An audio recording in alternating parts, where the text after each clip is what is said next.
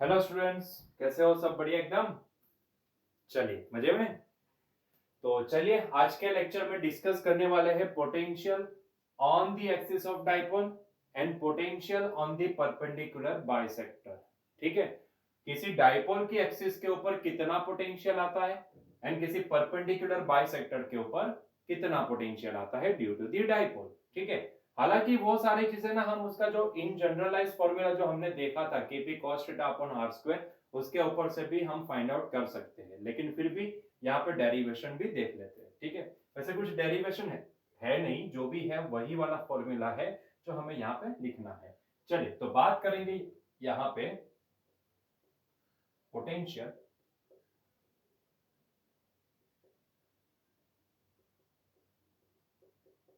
On the axis of dipole.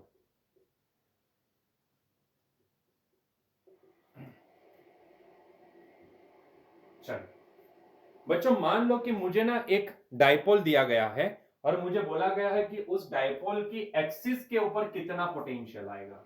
ठीक है, मान लो कि ये मेरा डाइपोल है,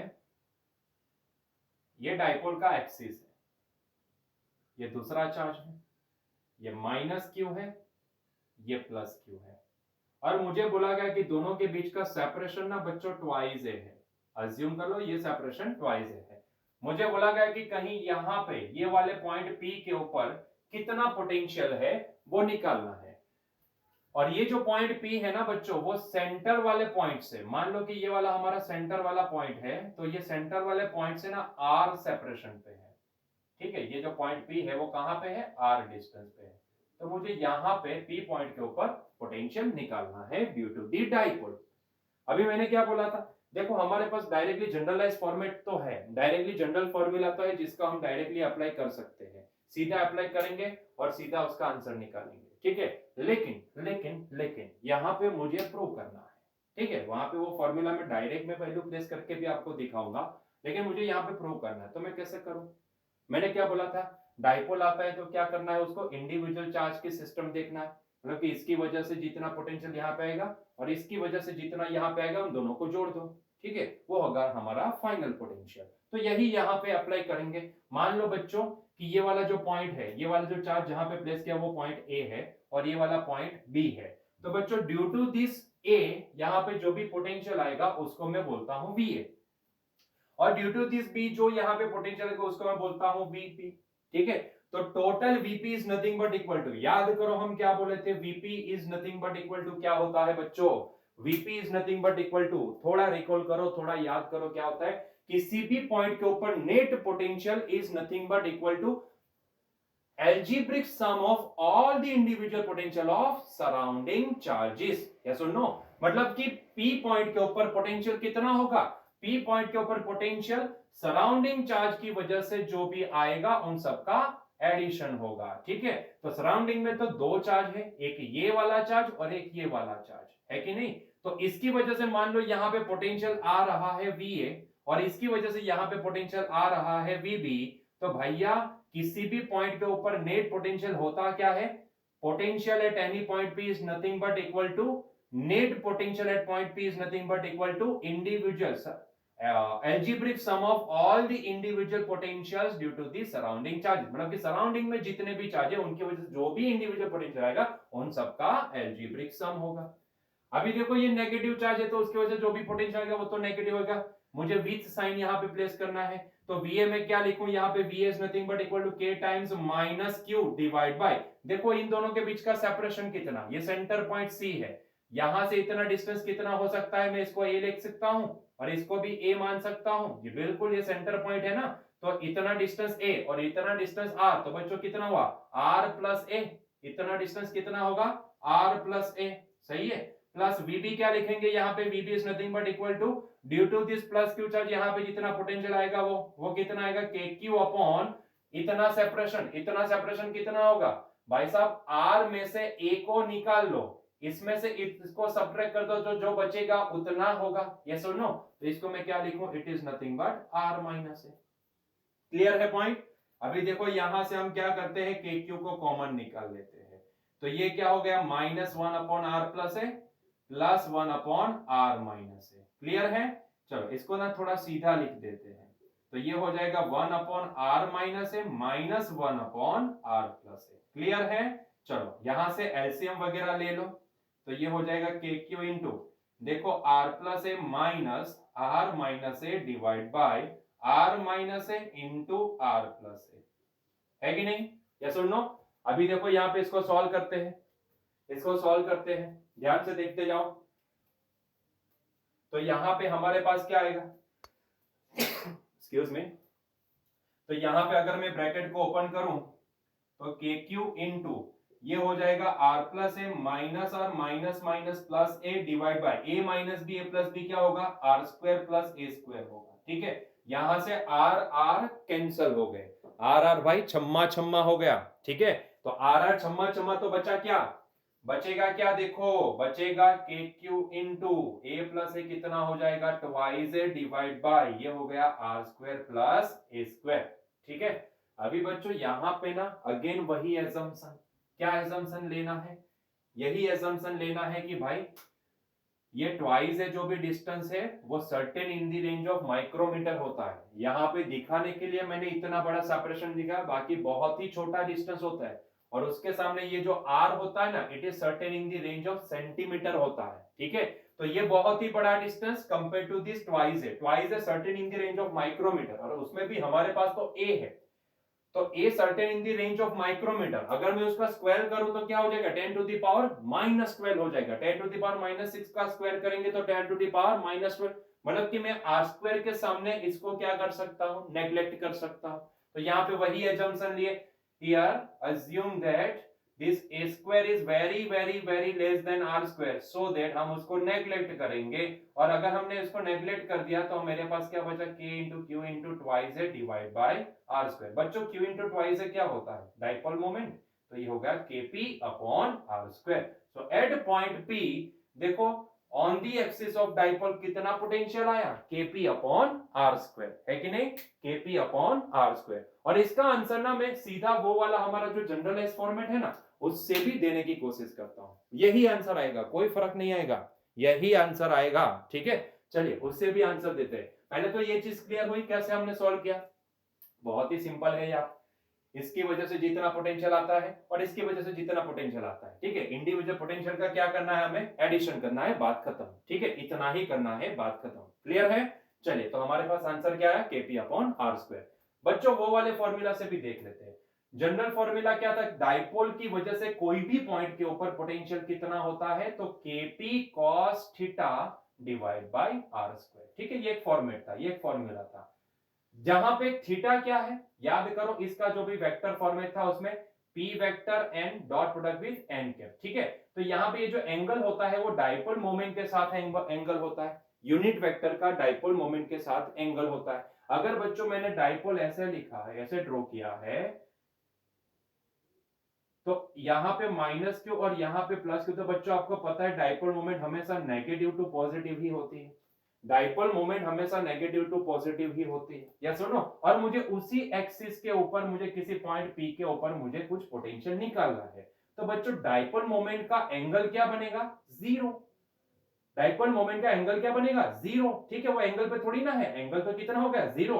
जब हमने यहां पे निकाला था तब एंगल कितना था, थीटा था, और उस हिसाब से हमने यहाँ पे केपी कॉस थीटा लिखा था। अभी देखो एंगल कितना हो गया डाइपोल मोमेंट का, जीरो हो गया ना, तो एंगल जीरो, तो let theta is equal to zero, let theta is equal to zero. तो बच्चों यहाँ पे वीपी क्या मिलेगा हमें, डायरेक्टली वही फॉर्मूला से KP cos zero divide by are square, cos zero cos zero zero zero, cos zero क्या होता है बच्चों, 1 होता है, तो आंसर क्या आया हमारे पास, VP is nothing but equal to KP upon are square. यही आंसर आया ना, यही आंसर आया।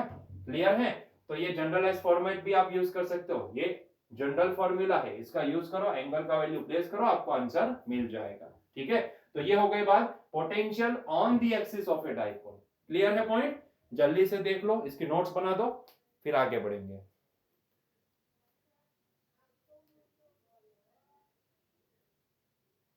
ठीक है, चलो, तो आई होप सो कि आपने ये लिख लिया है। तो बच्चों आगे बढ़ते हैं, नेक्स्ट पॉइंट हमारे लिए क्या है, potential on the perpendicular bisector. Potential on the perpendicular bisector. आइए देख लेते हैं उसको भी। Potential on the perpendicular bisector, ठीक है, देखते हैं चलो।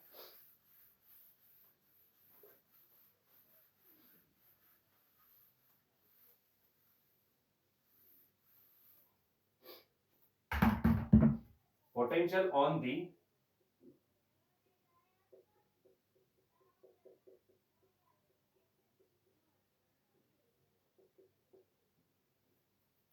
बाइसेक्टर।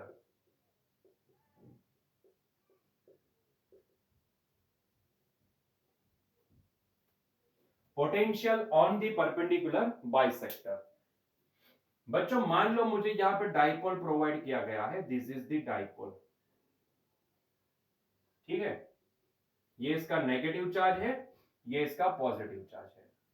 दोनों के बीच का सेपरेशन भी मुझे प्रोवाइडेड है, दैट इज ट्वाइस है। दोनों के बीच का सेपरेशन कितना है? ट्वाइस है। मान लो इसका सेंटर पॉइंट कुछ यहां पे है और ये हो गई इसकी परपेंडिकुलर बाइसेक्टर लाइन, ठीक है, इसकी परपेंडिकुलर बाइसेक्टर लाइन, ठीक है, सेंटर में से पास कर रही है, ये सेंटर सी है। बच्चों मुझे बोला गया कि यहां पे कोई एक पॉइंट पी है जिसके ऊपर मुझे पोटेंशियल निकालना है ड्यू टू द डाइपोल, ठीक है, और उसके लिए मुझे बोला गया कि भाई वो सेंटर वाला जो पॉइंट है ना, वहां से y डिस्टेंस पे है, यहां से y हाइट पे है, ठीक है, ये वाला पॉइंट, और उसके ऊपर मुझे पोटेंशियल निकालना है ड्यू टू दी डाइपोल, ठीक है। चलो निकालते हैं। उसमें क्या है भाई, अगर ये सेंटर पॉइंट है तो ये डिस्टेंस कितना, a के बराबर, ये भी डिस्टेंस कितना, a के बराबर, आपको पता ही है, यस और नो। अच्छा मुझे क्या करना है यहाँ पे, देखो एक होता है जनरलाइज फॉर्मेट, जो डायरेक्टली फॉर्मूला है उसी में एंगल का वैल्यू प्लेस कर दो। अगर मैं दिखाना चाहूँ तो मैं आपको दिखा सकता हूँ, थीटा एंगल वाला देखा था, अभी एंगल कितना हो गया, देख लो, एंगल जितना हुआ उतनी वैल्यू वहां पे प्लेस करो, आपको आंसर मिल जाएगा, वही आंसर यहाँ पे आने वाला है, ठीक है।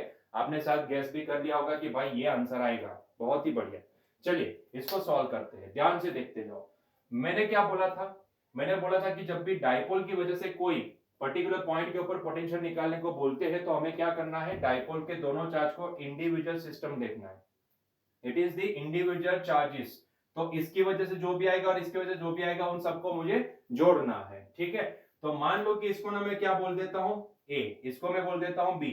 ए की वजह से जो भी यहां पे पोटेंशियल आएगा मान लो वो वी है, और बी की वजह से जो भी पोटेंशियल आएगा मान लो वो वीबी है। बच्चों ये सेपरेशन कितना होगा, ध्यान से देखो, ये सेपरेशन कितना होगा पॉइंट पी और ए के बीच में, क्या इतना ए है, इतना वाई है, तो क्या मैं इसको पाइथागोरस से यहां पे लिख सकता हूं, it is nothing but a square plus y square, सही है। अगर इतना ए है इतना वाई है तो इसको भी मैं क्या लिख सकता हूं, it is nothing but under root a square plus y square, सही है। चलो तो ये भी a square plus y square, ये भी under root a square plus y square, दोनों चीजें हमने लिख दी। अभी मुझे क्या करना है, मुझे क्या करना है, वो वाला पॉइंट लगाना है भाई, इसकी वजह से एक पोटेंशियल यहां पे जाएगा, इसकी वजह से भी एक पोटेंशियल वहां पे जाएगा, ठीक है। मुझे चाहिए पॉइंट बी के ऊपर नेट पोटेंशियल। नेट पोटेंशियल क्या होता है, net potential at any point, net potential at any point is nothing but equal to algebraic sum of all the individual potential due to the surrounding charges. यही वाला point apply करो। तो बच्चों VP क्या होगा यहाँ पे, देखो देखो देखो, वीपी आ जाएगा वीए प्लस वीबी के बराबर, है कि नहीं, क्योंकि इसकी वजह से वी आएगा, इसकी वजह से वीबी आएगा, हमें तो अलजेब्रिक सम लेना है। अच्छा व्हाट इज वीए, वीए क्या लिखेंगे, k into minus q divide by, देखो दोनों के बीच का सेपरेशन कितना है, it is under root a square plus y square, है कि नहीं, प्लस वीबी कितना है, तो वीबी क्या लिखेंगे हम, के क्यू अपॉन इन दोनों के बीच का डिस्टेंस कितना है, तो it is under root a square plus y square, ठीक है। देखो ध्यान से, ये हो जाएगा minus k q upon under root a square plus y square, ये हो जाएगा plus k q upon under root a square plus y square. Clear है, यस और नो। बच्चों ये दोनों तो कैंसिल हो गए ना, तो आंसर कितना आया, जीरो। आंसर कितना आया, zero. Yes my dear friends, due to the dipole on the perpendicular bisector always potential zero होता है। ये जो परपेंडिकुलर एक्सिस है ना, इसको इक्विपोटेंशियल एक्सिस बोला जाता है।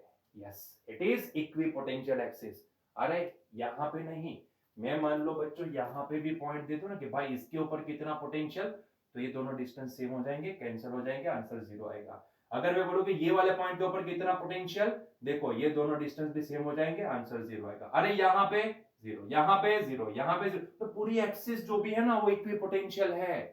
सर इक्विपोटेंशियल मतलब जिस एक्सिस के ऊपर पोटेंशियल कांस्टेंट हो, चाहे वो 0 हो, 1 हो, 2 हो, जो भी हो, पोटेंशियल कांस्टेंट हो तो उसको इक्विपोटेंशियल सरफेस बोला जाता है। यहाँ पे एक्सिस है तो हमने बोल दिया इक्विपोटेंशियल एक्सिस। अरे आप यही एक्सिस को ना एक पूरा प्लेन मान सकते हो, ऐसे परपेंडिकुलर बाइसेक्टिंग प्लेन, वो पूरा प्लेन क्या होगा, इक्विपोटेंशियल होगा। ठीक है, इक्विपोटेंशियल का जो भी कैरेक्टरिस्टिक है, जो उसके हमारे पास जो भी कैरेक्टरिस्टिक पढ़ने वाले, वो सारी चीजें नेक्स्ट लेक्चर में देखने ही वाले कि इक्विपोटेंशियल सरफेस होती क्या है और उसके रिलेटेड जो भी उसकी कैरेक्टरिस्टिक है, वो सभी चीजें हम नेक्स्ट लेक्चर में देखने वाले हैं। लेकिन अब तक ये समझ लो कि किसी भी केस में अगर डाइपोल दिया गया है और आपको बोला गया है कि भाई उसके परपेंडिकुलर बाइसेक्टर पे पोटेंशियल कितना होता है, तो हमेशा याद रखो परपेंडिकुलर बाइसेक्टर पे हमेशा पोटेंशियल जीरो होता है डाइपोल के केस में, और वो हर एक पॉइंट पे जीरो होगा। पूरे पोटेंशियल बाइसेक्टर पे चला, बाइसेक्टिंग प्लेन भी आ जाए ना तो उसके ऊपर भी हर एक पॉइंट के ऊपर पोटेंशियल जीरो ही होगा, वो इक्विपोटेंशियल होगा। यस और नो, इक्विपोटेंशियल सरफेस बन जाएगी। क्लियर है पॉइंट? अच्छा, इसको हम ना वो अपना जो डायरेक्ट फॉर्मूला था, जो जनरल फॉर्मूला था, उससे भी सॉल्व कर सकते हैं, हम उससे भी सॉल्व कर सकते हैं। हमारा फॉर्मेट क्या था, हमारा जनरल फॉर्मूला क्या था, याद करो हमारा जनरल फॉर्मूला क्या था, सोचो सोचो सोचो। Potential at any point due to the dipole is nothing but equal to Kp cos theta divide by r square. यही तो फॉर्मूला था हमारा, है कि नहीं? यही फॉर्मूला था हमारा। अभी यहां पे देखो, यहां पे देखो, ये कब फॉर्मूला लगता है, जब यहां पे डाइपोल के सेंटर पॉइंट से किसी थीटा एंगल पे r सेपरेशन पे पॉइंट P निकालने को बोले, तब हमारे लिए वही पॉइंट P कहां पे है, परपेंडिकुलर बाइसेक्टर पे। मतलब कि यही थीटा एंगल अभी मेरे लिए क्या हो जाएगा, 90 डिग्री हो जाएगा। यस सुनो, मुझे यहां पे पोटेंशियल निकालने को बोला है कि नहीं? मुझे यहां पे पोटेंशियल निकालने को बोला है, तो भैया यहां पे थीटा कितना हो गया, 90। So let theta is equals to 90 degree, तो यहां पे ये हो जाएगा Kp cos 90 degree divide by r square. cos 90 कितना होता है भाई, जीरो होता है। cos 90 जीरो, 25 कहां से लेके आए, आंसर क्या निकला, जीरो। आंसर क्या आएगा, जीरो ही आएगा। क्लियर है पॉइंट? यस और नो? तो चाहे आप जनरल फॉर्मूला यूज करो तो अभी सेम आंसर मिलेगा, या फिर इसको प्रूव करो तो अभी सेम ही आंसर मिलने वाला है। क्लियर है पॉइंट, है कि नहीं? तो हमने आज क्या देखा, potential on the axis of the dipole and potential on the perpendicular axis of the dipole. ठीक है, परपेंडिकुलर बाइसेक्टर पे और उसकी खुद की एक्सिस पे कितना पोटेंशियल हो सकता है। वो चाहो तो आप डायरेक्टली जनरल जो फॉर्मूला है वहां पे थीटा की पर्टिकुलर वैल्यू प्लेस कर दो, आपको आंसर मिल जाएगा, या फिर आप इसको प्रूव कर दो तो भी आंसर मिलेगा। ठीक है, क्लियर है यहाँ पे? तो यहाँ पे डाइपोल के रिलेटेड सारे पॉइंट खत्म होते हैं। ठीक है, डाइपोल की वजह से कोई भी पॉइंट के ऊपर कितना पोटेंशियल आता है, तो हमने देखा था Kp cos theta upon r square. On the axis कितना आता है, Kp by r square. On the perpendicular bisector कितना आता है, जीरो आता है। क्लियर है? क्लियर है? आई होप सो कि आपको ये वीडियो अच्छा लगा होगा, आपको सारी चीजें समझ में आई होगी। अगर आपको वीडियो अच्छा लगता है तो लाइक कर दो, अगर बहुत अच्छा लगा है तो मेरे चैनल को सब्सक्राइब भी कर दो, और आपके जैसे जितने भी नीडी बच्चे हैं जिनको पढ़ना है, घर पे बैठ के पढ़ना है, उनको कोई सोर्स नहीं है उनके पास, तो उनको भी मेरी चैनल शेयर कर दो। ठीक है, चलिए तो यहाँ पे हमारा लेक्चर एंड करते हैं, मिलते हैं नेक्स्ट लेक्चर में, जहां पे इसी के बाद का नेक्स्ट टॉपिक लेके आएंगे। Till then enjoy your day.